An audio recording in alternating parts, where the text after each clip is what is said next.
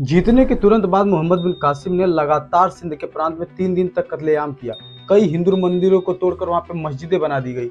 महिलाओं और बच्चों को गुलाम बना करके दूसरे देशों में भेज दिया गया और वहां के स्थानीय लोग, जिसमें विशेषकर ब्राह्मण थे, उन लोगों को धर्म परिवर्तन के लिए मजबूर किया गया और जो धर्म परिवर्तन नहीं करना चाहते थे उन पर जजिया कर लाद दिया गया। देखिए, जो जजिया कर होता है वो उन लोगों पर लगाया जाता है जो गैर मुस्लिम होते हैं, जो मुस्लिम धर्म को नहीं अपनाना चाहते थे उन लोगों पर। अगर आप अपने देवी देवताओं की पूजा करना चाहते हैं या यात्रा करना चाहते हैं उनके लिए, तो आपको जजिया कर भरना पड़ेगा, अलग प्रकार का एक टैक्स भरना पड़ेगा। इसी के 300 साल बाद मोहम्मद गजनवी, जो कि अफगान से आता था, वो भी आता है और सोमनाथ का मंदिर, जो कि भारत का बहुत ही प्रसिद्ध मंदिर था, उसको लूटता है। यहाँ से जाते समय उस मंदिर को पूरी तरह से नष्ट कर देता है। इनके अलावा अलाउद्दीन खिलजी और औरंगजेब जैसे शासक थे जिन्होंने सोमनाथ मंदिर को क्षति पहुंचाई।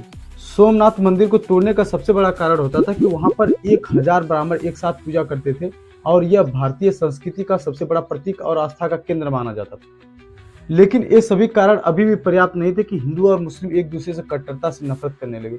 हिंदू और मुस्लिम की जो नफरत है उसको कट्टरता में बदलने में सबसे बड़ी भूमिका पाकिस्तान की है। इसके लिए थोड़ा सा पाकिस्तान के बारे में जानना जरूरी है।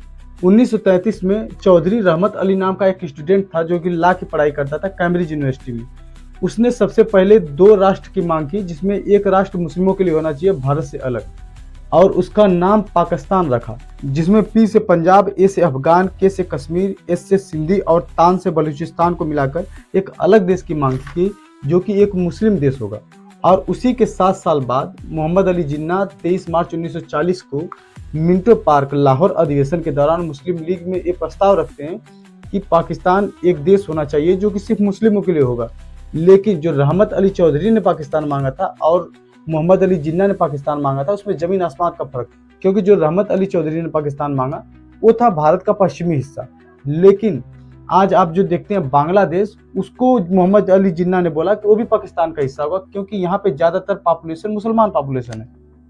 हालांकि आगे चलकर 14 अगस्त 1947 को पाकिस्तान देश का निर्माण हो जाता है, मगर शायद इन्हें खबर नहीं थी कि आने वाला समय भारत और पाकिस्तान के लोगों के लिए कितना ज्यादा खराब और कितना खतरनाक होने वाला था।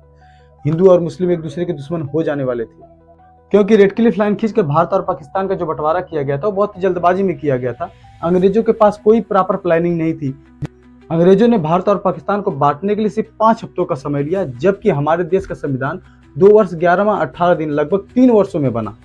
अंग्रेजों ने कुछ भी नहीं सोचा, भारत को पाकिस्तान से एक लकीर खींचकर बांट दिया, जिसमें इन्होंने ध्यान दिया ही नहीं कि यहाँ पे जो लाखों लोग स्थानांतरण करेंगे, जो इनकी संपत्ति भारत में है, घर पाकिस्तान में, जिनका घर पाकिस्तान में और संपत्ति भारत में, उनके लिए क्या करेंगे आप।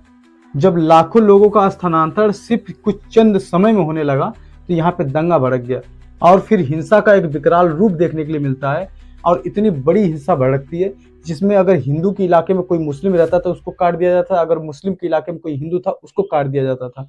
यहाँ तक कि हिंदुस्तान से पाकिस्तान और पाकिस्तान से हिंदुस्तान तक चलने वाली ट्रेनों को लाशों से काट कर भर के भेजा जाता था। घर में घुस घुस कर महिलाओं और बच्चों को मारा जाता था, पुरुषों को मारा जाता था। हिंदू मुस्लिम के नफरत की आग में घी का काम करता है कश्मीर का मुद्दा। 1947 के बाद कश्मीर एक ऐसा राज्य था जिसको भारत और पाकिस्तान दोनों चाहते थे, क्योंकि वहां पे जो राजा थे वो हरि सिंह हिंदू थे, लेकिन वहां की मेजोरिटी पॉपुलेशन मुस्लिम थी। इसलिए पाकिस्तान कह रहा था कि ये कश्मीर हमारा होना चाहिए, लेकिन हरि सिंह ने कहा कि नहीं, हम कश्मीर को एक अपना अलग देश बनाएंगे, हम किसी के साथ नहीं जाना चाहते। आगे चलकर पाकिस्तान ने कश्मीर पर हमला कर दिया कबालियों के साथ मिलकर, और फिर हरि सिंह भारत में आकर विलय करते हैं, जिसके बाद भारतीय सेना पाकिस्तानियों को पीछे खदेड़ती है। लेकिन तब तक पाकिस्तानियों ने कश्मीर का 30% हिस्सा कब्जा कर लिया था और इसी कश्मीर की चाहत में पाकिस्तान पूरी तरह से बर्बाद हो चुका है। लेकिन उसके कुछ समय बाद भारत ये डिसाइड करता है कि हमें अपने आप को सुधारना है और विकास के रास्ते पे चलना है, मगर पाकिस्तान वहीं का वहीं अटका हुआ है कि आज भी उसे कश्मीर चाहिए, जिसकी वजह से वहां पे आतंकवाद फैलाने में सबसे बड़ा हाथ पाकिस्तानी का होता है। क्योंकि पाकिस्तान हमेशा से चाहता है कि भारत में हिंदू और मुस्लिम का दंगा हो, लेकिन यहाँ की ज्यादातर पॉपुलेशन जो हिंदू और मुस्लिम है वो शांति से रहना चाहते हैं। इसलिए आप देखेंगे कि मुंबई अटैक हो गया, हमारा पार्लियामेंट अटैक हो गया, पुलवामा हो गया, इस समय जो हाल ही में बीता पहलगाम, इन सारे आतंकवादी हमलों के बाद भी भारत में कोई भी दंगा नहीं फैला।